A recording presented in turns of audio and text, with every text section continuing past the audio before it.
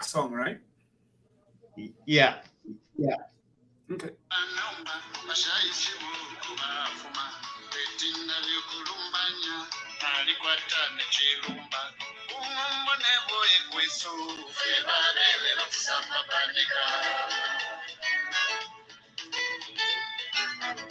Mwimbona kufuala matai temukalale nafyarilwe mwimbona majeke tokulepa nandibona alikwata kwesu shabanga bana banumba basyaisibo bafuma tetinda byokulumbanya nalikwata nechirumba umumone boye kwesu fe babele nokusamba panika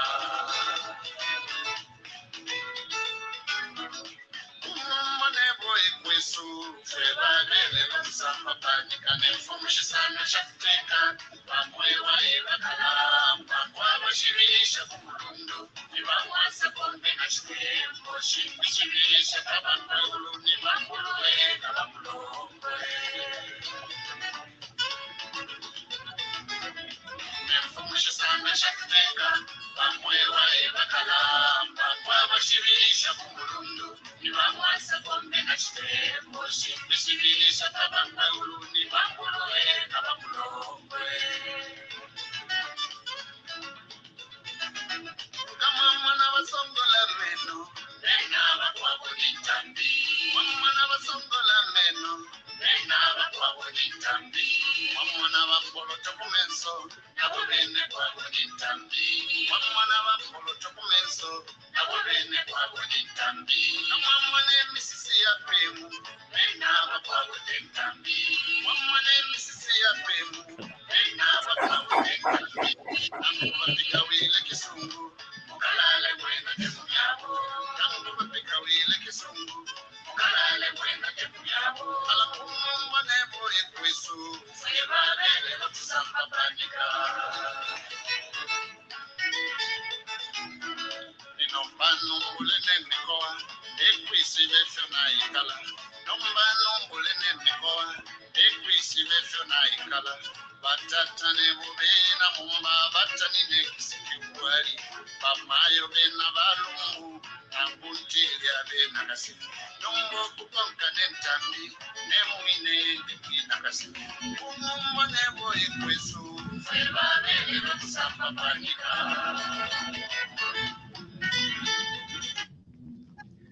Good evening, Zambia. Good morning, good afternoon, depending where you're joining us this evening. Welcome to another special edition of TVBAKWETU. This evening, I get the pleasure to interview the man who interviews almost everyone. The man behind TVBAKWETU, the one and only Dr. Elias Munshya. Good evening, Doc. Good evening, Frank. I'm very excited to join you on this special presentation on the last day of the year, Frank. It is another year. The year just flies by very, very quickly. It feels like it was yesterday we were saying Happy New Year 2021, and we're going into the new year already. Did you have a nice Christmas? Did you have a nice Christmas? Yes, I did. I had a very exciting Christmas. We had family.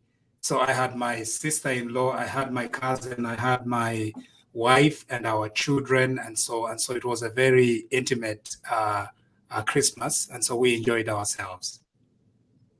And the weather was how cold? How cold was it? Did you have a white Christmas? This Christmas, no, it was a white Christmas. It was very cold. Like even this week, so the week after Christmas, we are still in a semi-emergency situation due to the cold. This is where you really must put off any unnecessary travel. We are not moving up and down. We are sitting at -25, -26, and once you add the wind chill to these, it's -32 or -33. So that's pretty cold. Too cold for anyone, really. It's very, very cold.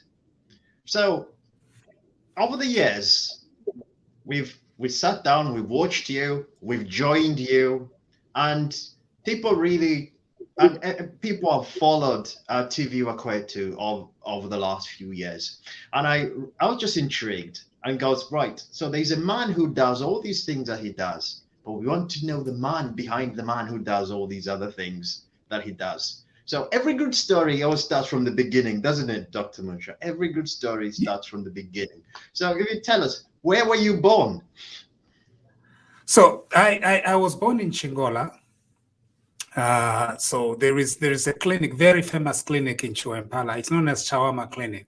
That's where all of us, most of the people in Chiwempala, were born.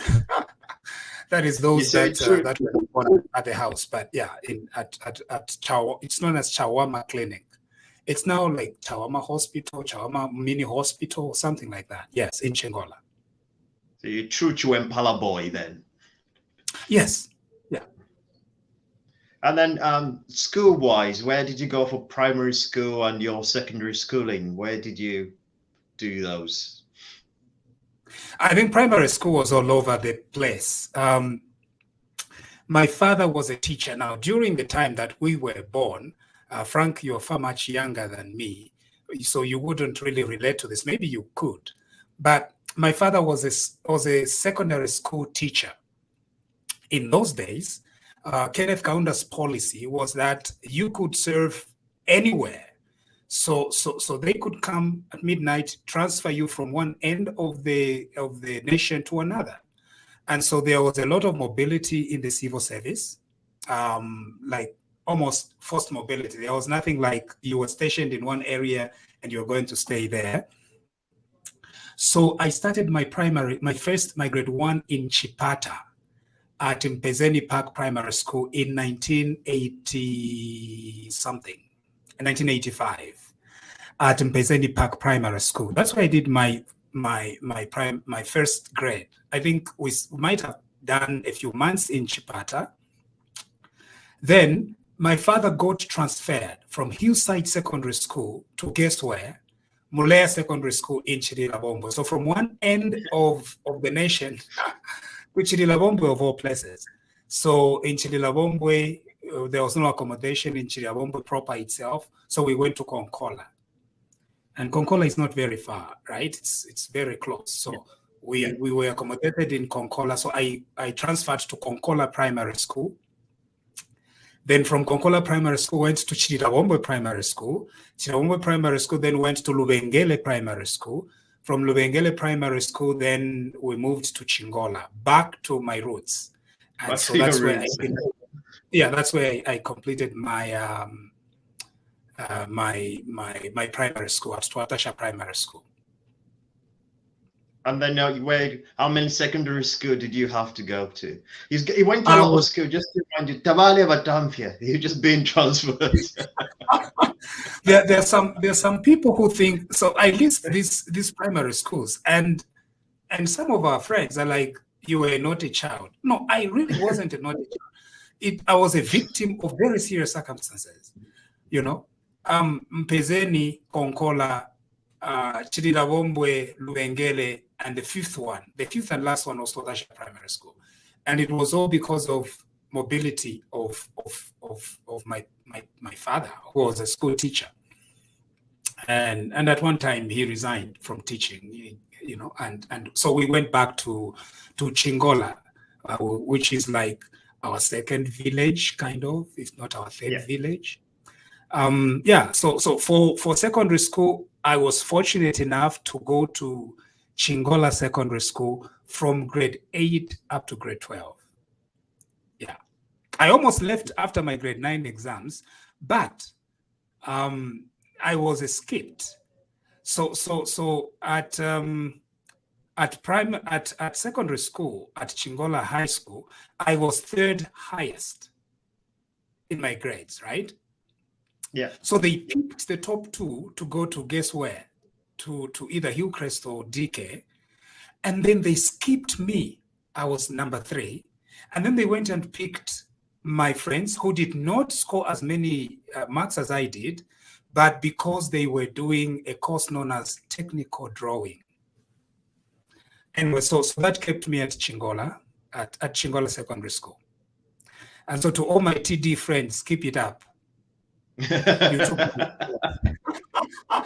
Oh, even I, Mr. Munshya, TD, I couldn't touch those things. I look at it, I'm thinking, what's that all about? I don't understand all of that. Yeah. And then talk about the decision. So when you finish your high school, then obviously you reach a point where we choose careers. So you're an ordained minister. Yes. Yeah. So when did you make the decision to be a minister, and how did that come about? Where did you get the inspiration from? It's a little complex. My Pentecostal faith it's gone through a lot of changes. The 90s were a certain phase of Pentecostalism, a little mature faith, but also a little bit more new.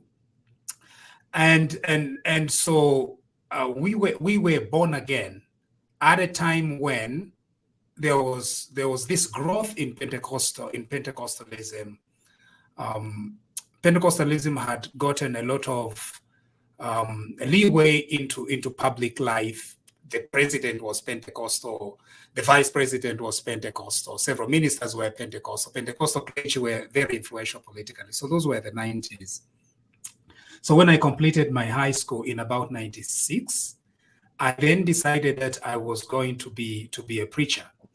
And so after I completed my high school, I then went to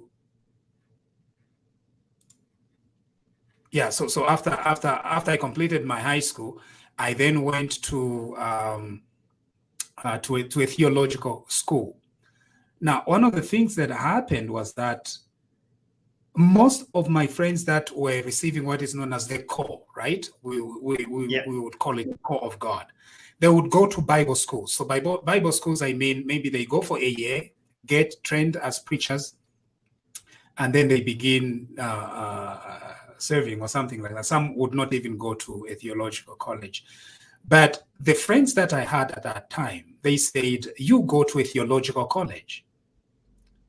And so that's how I decided to go to a theological college, and that's how I sorry about that. That's how I went to a theological college.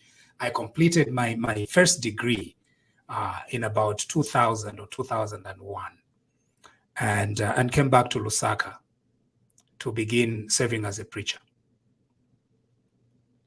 So what was the first church that you served in as a minister? It's known as Grace Ministries. So Grace Ministries, Frank, I don't know when you left Zambia, but you must have left very young.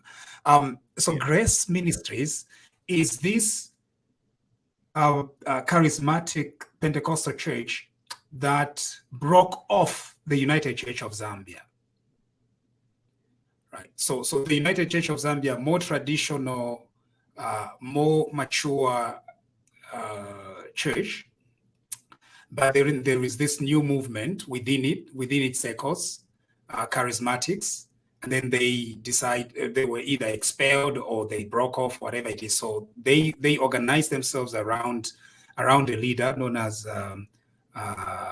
Reverend Evans Chiwesakunda at that time, and then they formed Grace Ministries.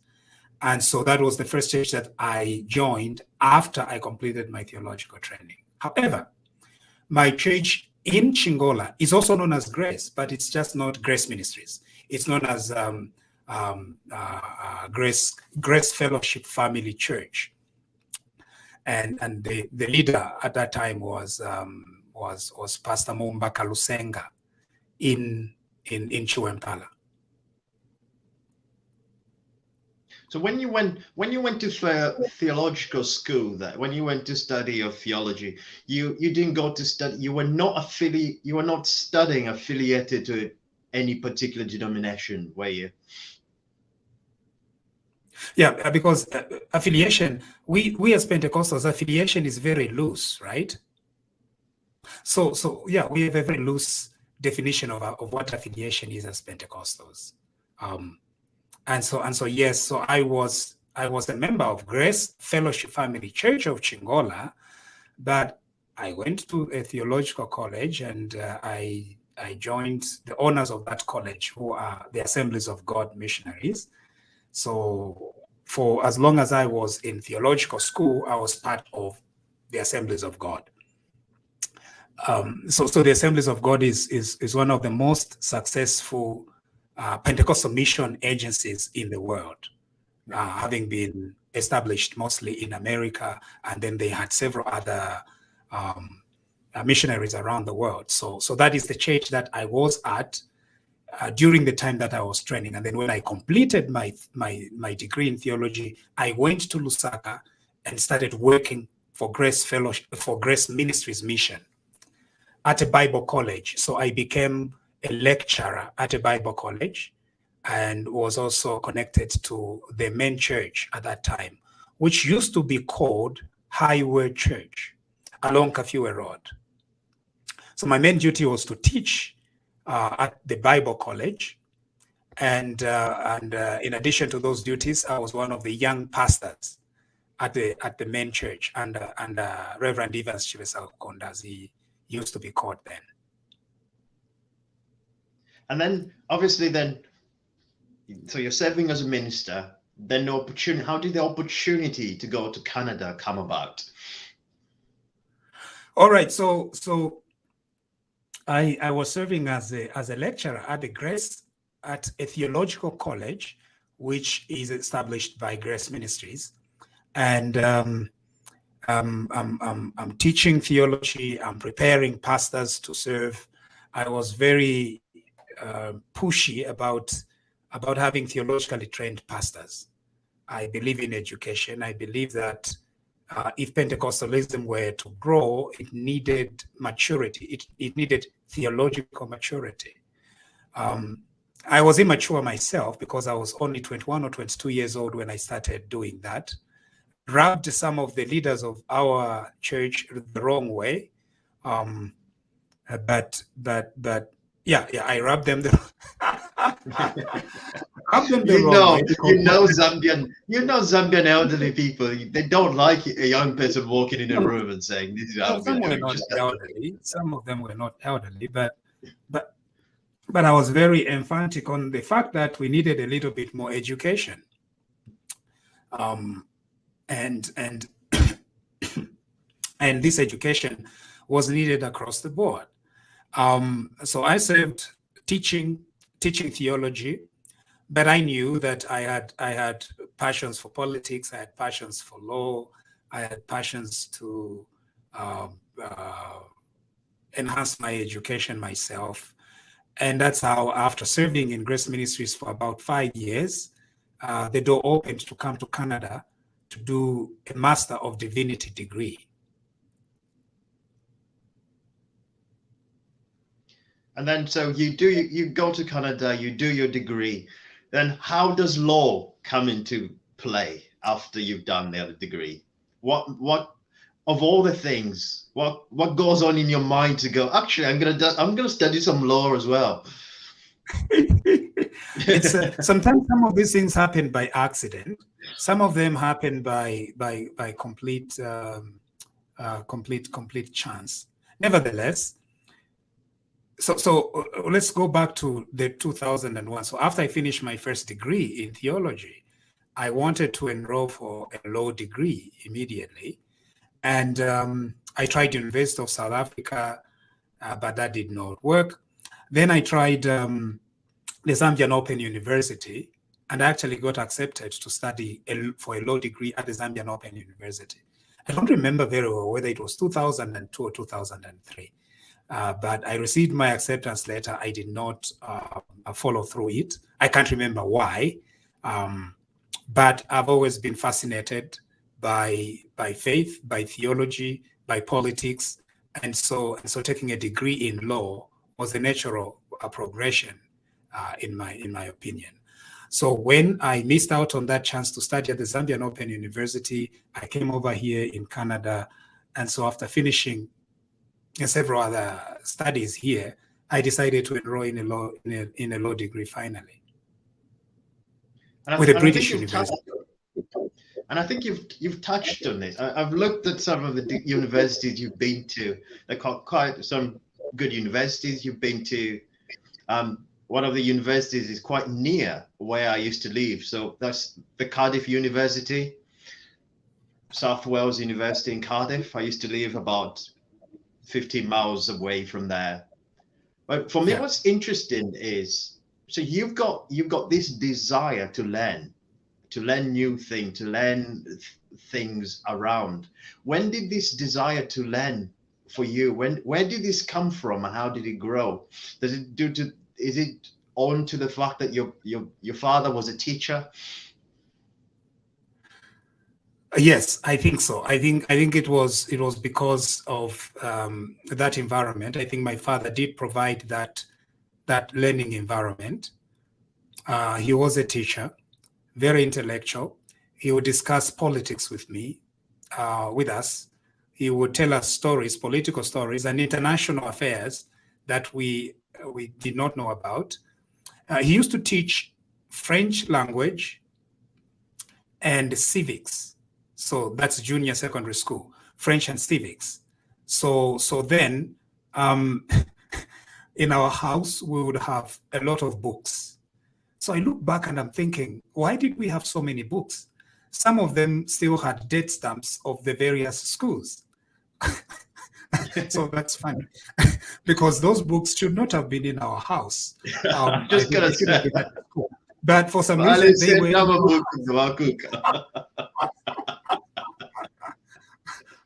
All right, so we had several books. We had like the Resource Atlas. I don't know whether we still have the Resource Atlas in Zambia currently, but there was a junior secondary school Resource Atlas that had a lot of international relations, a lot of politics, a lot of civics. And me and my older brother would take time to actually memorize capital cities of countries. We would take time to memorize the GDP of countries. And so we would ask our father what GDP meant, and then he would explain to us what GDP was all about. So we would compare which country had higher GDP, where Zambia and Congo, by then it was Zaire, stood, where countries with the highest GDP were Sweden, GDP per capita, and all that. So I think it is that kind of environment that fostered my admiration and desire to study. The other thing was the expectation. So the expectation of the wider family, that is the extended family, where for some reason they perceived me to be someone who should be studying. I don't know how I can explain this, but there is this thing in the extended family where your uncles, your aunties, your cousins, they expect a certain of their nephew that this one is going to do well in school. I don't know whether it was because they saw the report cards or whatever it is, but they treated me that way. And I think that partially explains why I loved school and I went on to do fine, to do well. It is good when families have that expectation. So I remember when I did my second master's, I finished and I said, "Oh, that finished." And one of my uncles said, "So," he didn't even say congratulations. He just said, "So when are you doing your PhD then?" That kind of thing. I'm not even thinking that way ahead. So it's good to have families who are able to see your potential and actually push you to do those things. So you're in Canada, you set up your law firm. First of all, there's something that I'd like to address. I think I see a lot of people put this. They always say, yeah, you left the church, you left the church. You never left the church. You never left your ministry. You are still an ordained minister. Yes. So this is a very complex question that nearly a lot of us who were born again in the 90s, Pentecostals who were born in the 90s, struggle with. I have read it from several people, like Dr. Jones Kasonso, our friend here, Dr. Kasonso. And then there is another friend of mine known as Mwewa, Charles Mwewa. And so there are several of us born again during that time. And the biggest question that we have to struggle with was, what happens when you are born again in the 90s and you say that you've received the call? What happens after that? Those are some of the questions we've had to struggle with. When you then get a different direction, a different trajectory, have you abandoned the call or not? Right? But the 90s also present one of the biggest issues among us Pentecostals, and that is Nevas Mumba. Nevas Mumba, who he is a preacher quite all right, but then he gets involved in politics. So the life of Nevas Mumba changes a lot of stories about us in the 90s, because then we realize that you can be a preacher and still be involved in politics, be a lawyer, be an accountant, and that is okay. That is part of your call. And that is important, because we grow in the way we look at life, we grow in the way we perceive things, and life around us is also changing and growing. Yeah. And so we've not left. I've not left the church. I'm still a reverend. I'm still a preacher. So that is still part of me. And it's interesting you say that, because obviously I'm an ordained minister in the New Apostolic Church, and obviously our church is made up of lay ministers. We have to do the day job, and I find being able to do a day job in the week, and I can sympathize with the members a lot more, because I'm not locked away at my church. I go out in the world, I understand the struggles that the members face, and actually just opens your eyes to what is actually going on. Yes, so that's correct. So you see, the New Apostolic, if that is your church, because Taulandi, that's my church, yes. Yes. So their outlook is slightly different, but our Pentecostal outlook was very different, because it was an immature. We were theologically immature and culturally immature as well. You know, it's only now that we are growing, and so because of that, it's far much easier for New Apostolics, for the Catholic churches, for example, to easily integrate faith and vocation. There is no problem. But there was an issue, particularly, this does not apply to Pentecostals that are coming in the 2000s. It was a huge issue for Pentecostals that were formed in the 90s. The issue of integration of vocation, as well as what we would call the call.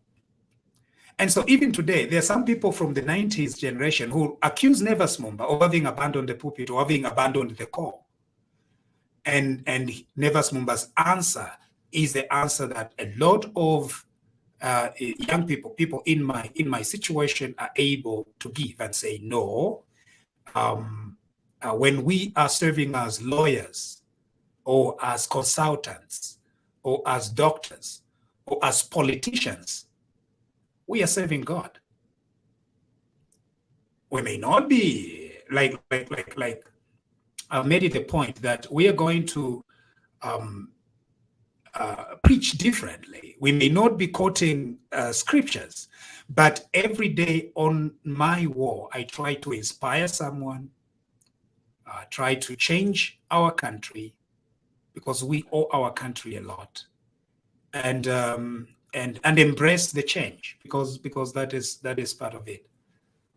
That is life. The only thing I always say to when I'm speaking to people is, the only thing that is constant in this world is change itself. Nothing ever stays the same.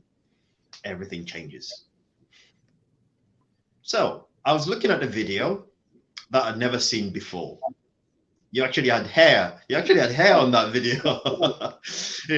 It was before 2016. I said, oh yeah, so he was doing videos in 2016. We never heard of him. And I remember the time I watched a video of you. It was about 2016. President Hichilema get arrested. He gets charged with treason. And first of all, the other thing that I would like to point out is, before I get to that part of it, I think a lot of people see you talk and you passionately talk about issues.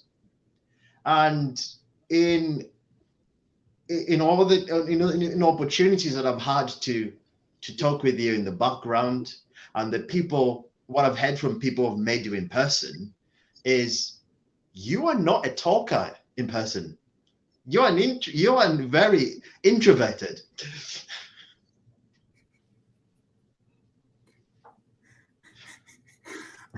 Frank, how am I supposed to answer that? No, you're not supposed to answer that. I'm making a point. Don't answer that. Yeah. I'm making a point. So you're It's true, Frank. I think I am an introvert, and people don't believe it when I say that I'm an introvert. But you, Frank, having related with you, I think you do understand that I'm on the quiet side. There's like literally when we press the off live button, you like switch. You kind of go in this moment. It's like, oh, it's like two men there. So then this brings me to a very important point, because you're very introverted, and for what I know with the points that you make, you're not really an argumentative person either. You're not really an argumentative person. So when you decide to talk about an issue, it's something that is in your heart. It's something that you feel strongly that you have to talk about. So 2016, our now president gets arrested, gets charged for treason. So you are sat in Canada, you're comfortably. Well, why don't you just keep quiet and get on with your life? Why do you decide, I'm going to make a stand on this now? Because deep down in my heart, I really do not like injustice.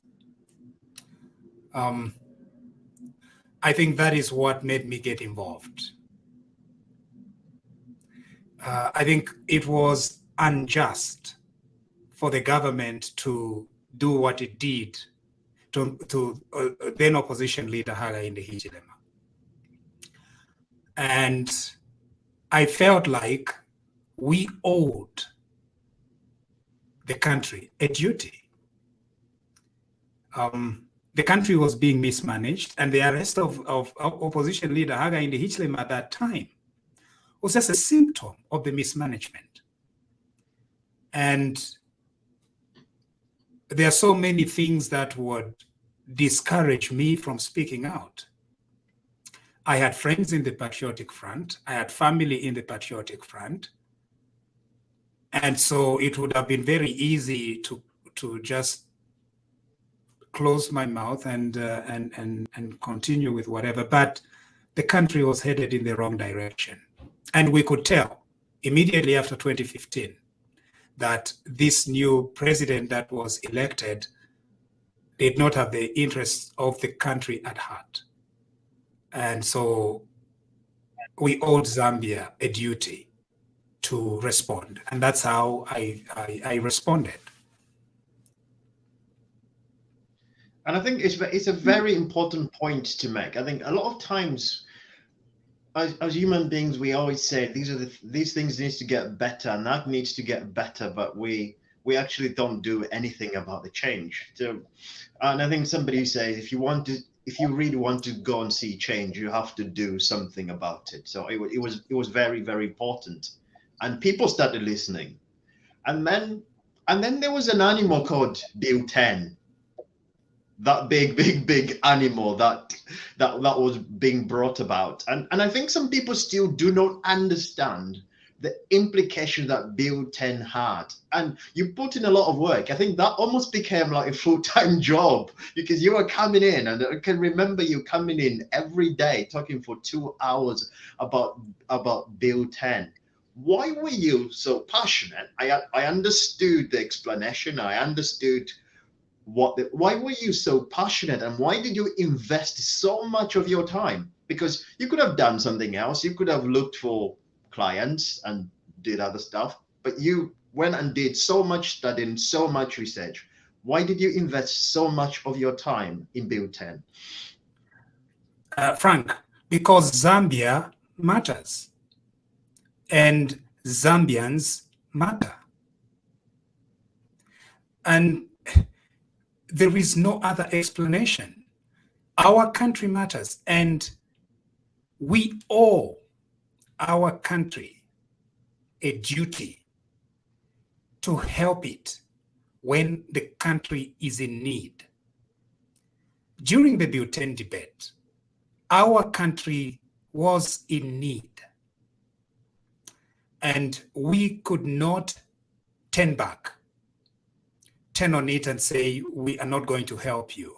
Sorry, we are busy because I want to do some billable hours. The legal profession is very lucrative. You bill by the hour. Every hour that you are not billing, you are losing good income. But Zambia needed us. Perhaps that is why we were away from it for a little bit. Perhaps that's why I got a degree in law. Perhaps that's why I studied the way I did, in order to help our country when our country needs us. Zambia needed us during the Build 10. And so the other thing was, I noticed that coming in English, in the English language, was not going to be helpful. There was a lot of explanation to do in the English language.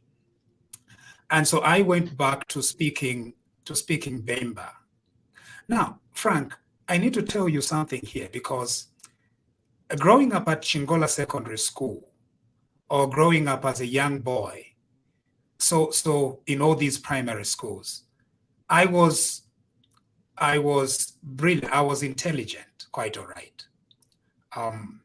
But my Bemba was never the Bemba of my peers.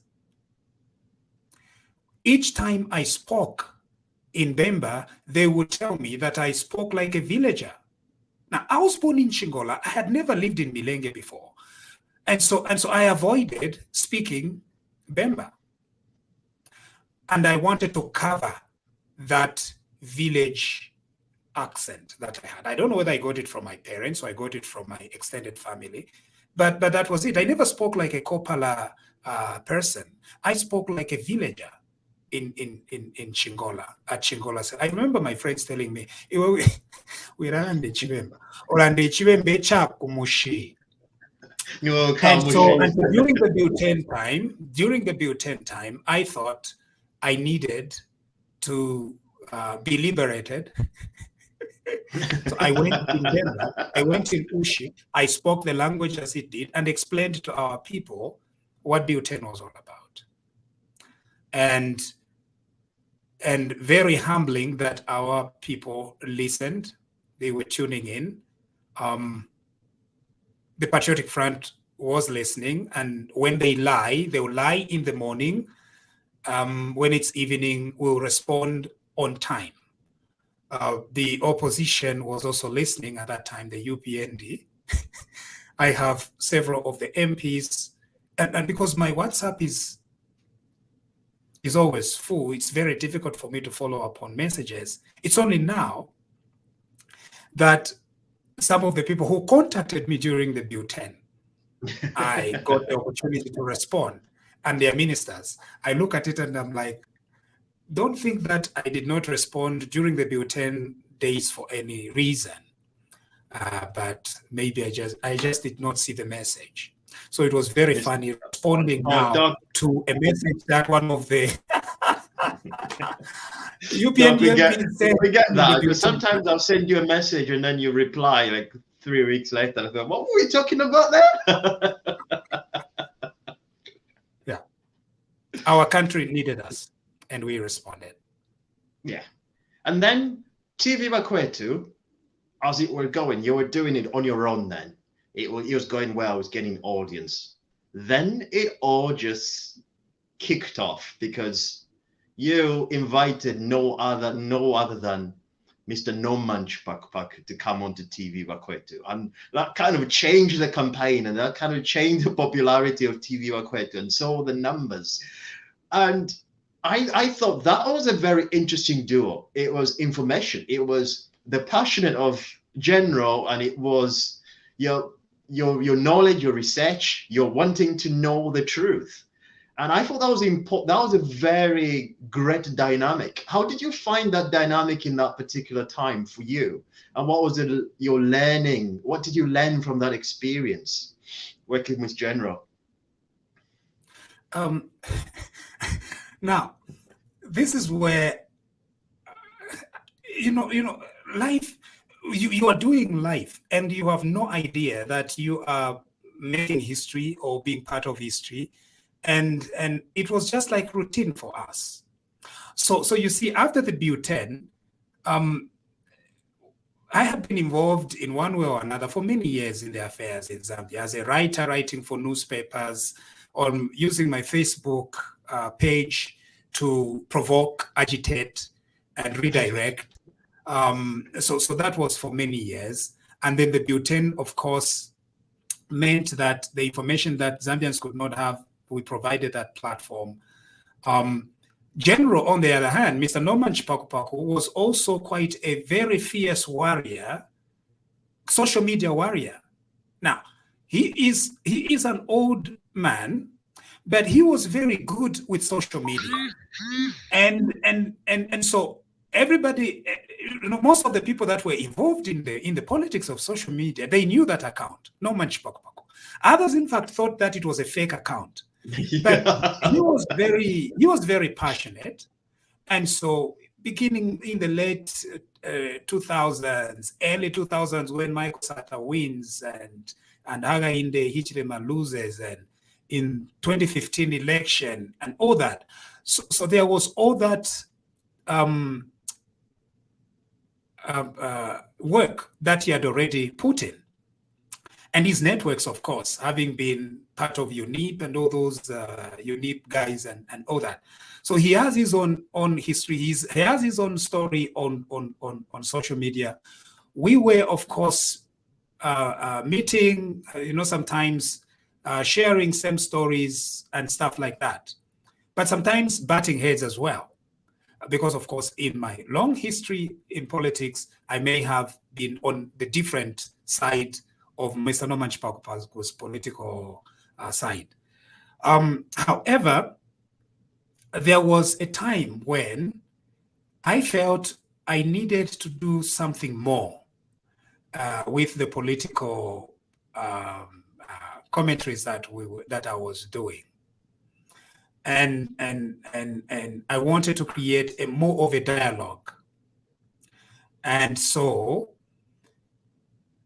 I had Dr. Jones Kasonso, of course. And so when the time came for us to try and create that dialogue, our face program was with Mr. Munshya and Dr. Kasonso. I think it was either on Saturday or something. And so we went live, and it was very well received. Of course, Dr. Kasonso, because he's an accountant, very much in demand. And the fact that our programs were coming during the day, it meant that for us here, it meant that we couldn't get him on time. However, after that program, so I had done a certain program, and then Mr. Munshya reaches out to me on Twitter, and he's like, I can help you explain some of these things. And I'm like, okay, that's exciting. So he comes on, Dr. Kasonso comes on, and we have that first program. I think it might have been, I can't remember whether it was May. We need to get that date correct because we need to celebrate our first anniversary. So when that happens, the program is very well received. And then I changed the name now, right? Because I was just coming as Elias Munshya. So I changed it to TVBAKWETU. We experimented with several logos until I settled on one logo. And then afterwards, We went live on one of the Sundays with just me and Mr. Norman Chipakopako, and for some reason we created a good team. You could feel it. Yeah. And not only could we feel it, but the listeners also could feel it. It worked. It It worked. was not In very an instant. complicated production. Yeah, it was not a very complicated production. We were using StreamYard, and he himself, it was, just an ordinary light. He would come sometimes, dimmed or something like that. Yeah. But I think he had a passion, he had information, he had the time and the dedication. Because sometimes when I get busy here, he will check on me and say, Munshya, aren't we going up? Something has happened in Zambia. We need to respond. We go live. And so what started as every other day became daily. And we realized that we could use this as a tool to educate our people and drive out the government we believed was a government of thieves. And so that's how we formed that team. We formed that bond. Some of our audience thought that we had known each other for many years, or that we were in fact living in the same city or in the same place. No, but definitely the chemistry was there. The passion for politics was there. And then he had tremendous, Mr. Norman Chipakopako had a lot of connections back home. And so if I ask him for any person, he'll just tell me, I'm going to work on that. And so he brought several candidates of the UPND. He brought Panji, Colonel Panji Kaunda. We did, and when we could have Dr. Kasonso, he would come on as well. And so that is how TVBAKWETU grew. And the surprising thing is that the brand, so the brand grew tremendously faster than me, because I go back to Zambia and people are calling me Bakwetu, and I'm like, Bakwetu is a very brand new brand. I'm Elias Munshya, and I've been with you people since 2000 and what? Call me by Elias Munshya. No, but Bakwetu had just grown beyond expectations. I think that an important thing for me at the time is you were given the message. You were given the message that people wanted to hear. It was what people were seeing on the ground. So whatever was coming out wasn't something that was made up. It was what people were seeing was happening or not happening. So that was very important.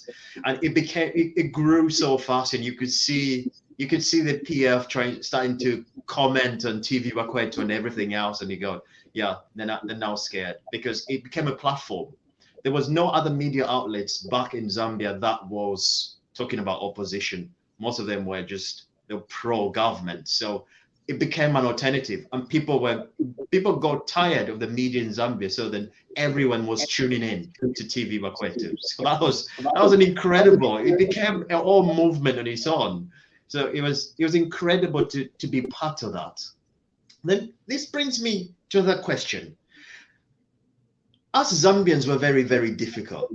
So you came in and you've done the things that you wanted to. You passionately talked about electing a new government.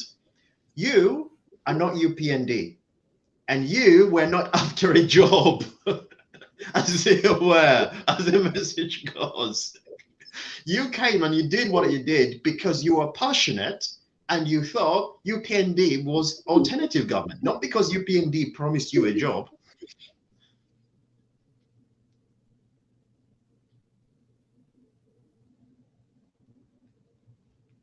Which was a lot of things that people come on.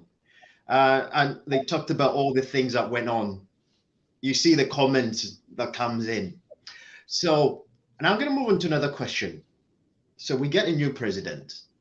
I think we expected some of the changes to happen very, very quickly. And I think from the beginning, you're quite critical that changes were not happening quick enough.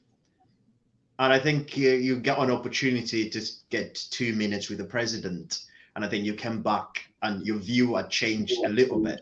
Did you feel, you don't have to go into details, did you feel you got your answered question that satisfied you that this government is on the right platform, is on the right path? Now, coming to the impatience. Now, the impatience was not just.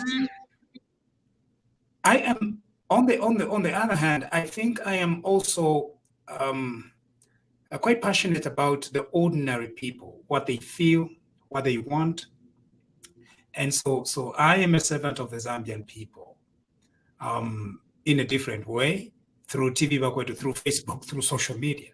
And so I feel I'm a servant of the people of Zambia, and so we were channeling the frustrations that were on the ground at that time. And so we played our part for the first month to say we need to see changes very quickly. We felt like the former ruling party still had control of much of the government infrastructure. That became slightly worrying.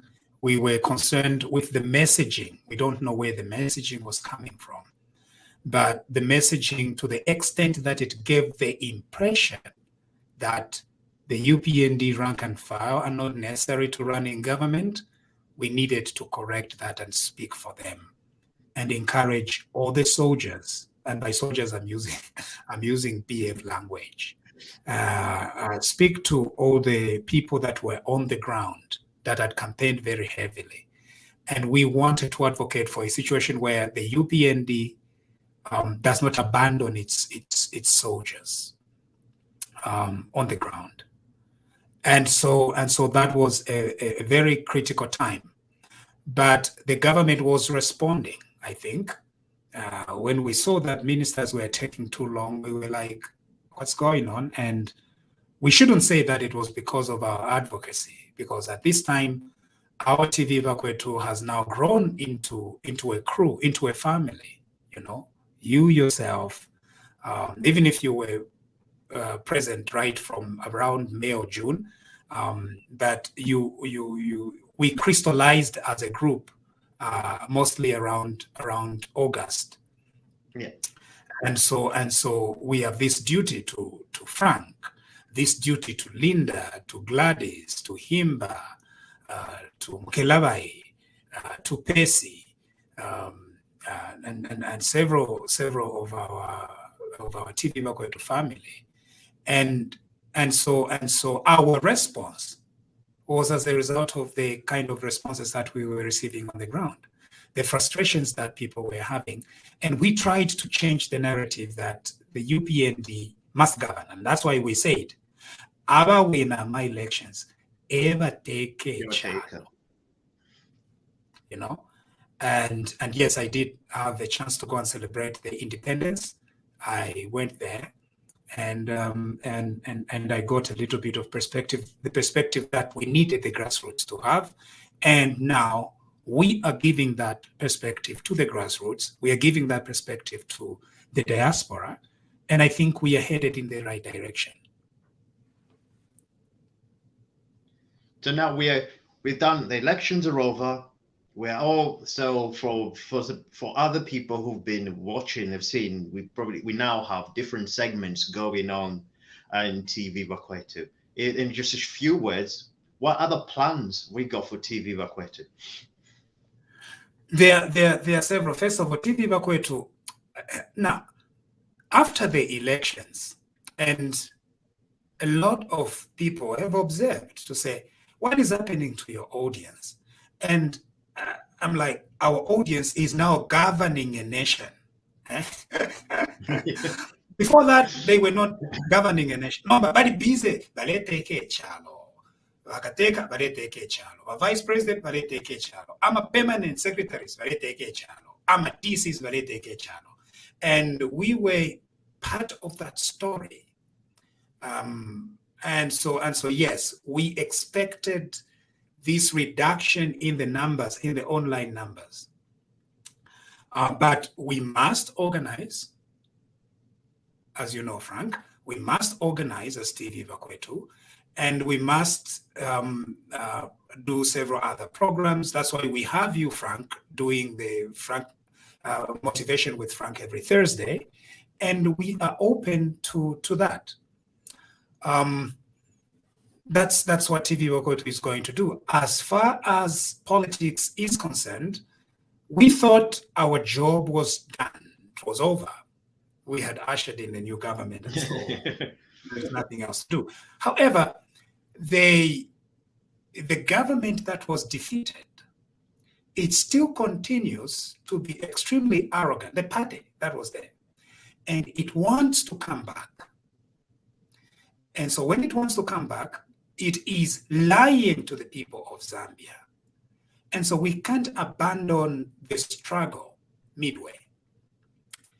Our work did not finish because President Hakainde Hichilema was elected into office. Our work continues to see that this country does not continue to be given a road deal, does not continue to entertain thieves that stole from it. And so that is what I see TVBAKWETU continuing to do. As long as this government continues on the right trajectory, prioritizing the economic welfare of our people, tomorrow, with the new budget, it will mean that constituency development funds, 25.7 million. Now, I want to stay away from most of the political talking points, but that is just reality. It means Milenge is going to receive 25.7 million in its coffers, CDF, in Milenge. Chingola, Chwempala, it's going to receive twice that much. We need to encourage that. We need to look at that and recognize those important decisions that have been taken. Employing new teachers, 30,000 new teachers effective tomorrow, 30,000 new teachers. And so when we see a person like President Hakainde Hichilema and his political party, the United Party for National Development, make all these strides, we need to encourage. And so when the opposition comes in and they have still holding on to the money that they've stolen, and they come back to try and frustrate that agenda, we have a duty to respond and help this government and this country. If this government begins the bad manners of the PF, we are going to hold it to account. But now, this government is trying very hard to build what was completely broken in our country: economy, justice, equality, tribalism, discrimination, lack of focus. No focus at all. And so because of that, we still have a job to do.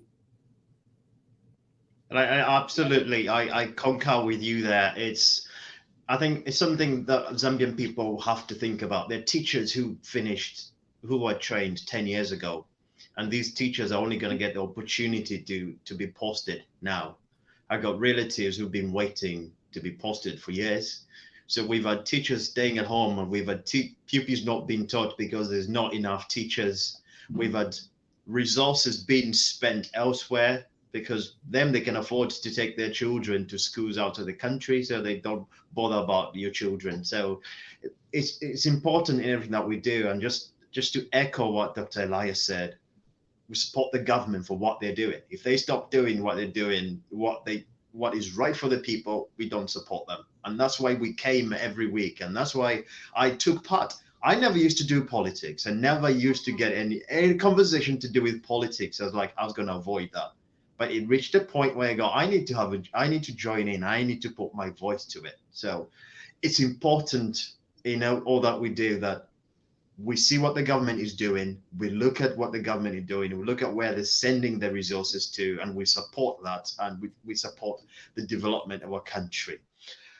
Dr. Elias, all I like to say is thank you. Thank you so much for providing the platform. And thank you so much for teaching us young people that for there to be true change, you can't just sit back down. You have to speak out. It's the voices of people. And here at TVBAKWETU, we now have a collection of voices. We got same opinions, we got different opinions, but we got a collection of voices that speak up for our people. And all I like to say is thank you for inviting us into TVBAKWETU and setting up the platform, and thank you for your passion to serve our people. It's a great lesson for us young people, and whether we are in Zambia or whether we are living abroad, that it's always a reminder that we always remember where we come from. And for me, it's before the elections, it was a time probably I was focused so much on life here, but it just gave me a reminder to say, Frank Saliki, remember where you come from. Remember people back home. Remember putting your voice in everything that you know, in everything that you learn. You've learned so much. I was going to read through all your degrees, but I might be here for a long time, so I won't. You've learned so much. But thank you so much for not keeping that knowledge to yourself, for sharing that knowledge with all of us. Frank, thank you. You believed in TVBAKWETU very early, Frank. And it is because of you and several young men and young women around that kept us coming back.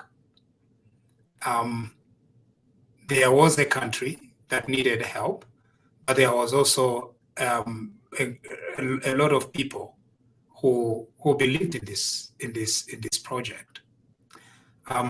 We found a name for it, and it's amazing what a name can do to aspirations that you have as a people. And then here we are. And so thank you, Frank, and thank you to the entire TVBAKWETU family.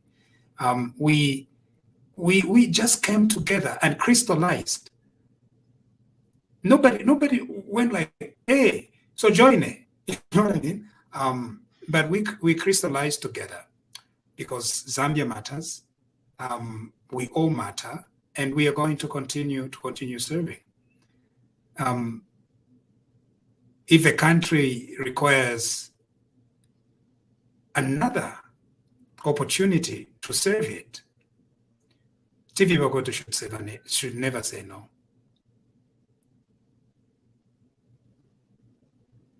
So, my friends, that was an interview with the man behind TVBAKWETU. I don't think you're going to see a lot of times him being interviewed. I think we're going to go back to him interviewing people.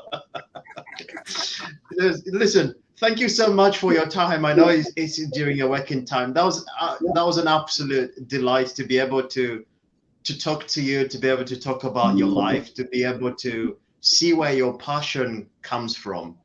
It was an absolute pleasure. Thank you so much for sparing the time to talk to me this evening, this afternoon. Thank you, Frank, and thank you to our viewers. And BAKWETU family, don't forget also, if you are able to buy some stars, this is what keeps us going. Our aim is to educate our people back home, is to educate everybody to know what is actually going on. And if you want to be part of a BAKWETU family as well, you can see there's a blue button there. Then you become a member. It's about £3.45 I pay. You can buy a cup of coffee easily with that. £3.45 a month, and you can be part of the BAKWETU family and also enjoy our backstage crew and get to meet your favorite TVBAKWETU people. Thank you so much for joining us this evening. From everyone on TVBAKWETU, we wish you a wonderful and prosperous new year, and may God bless you and God bless our country, and we shall see you soon. Bye-bye for now. Thank you. Bye.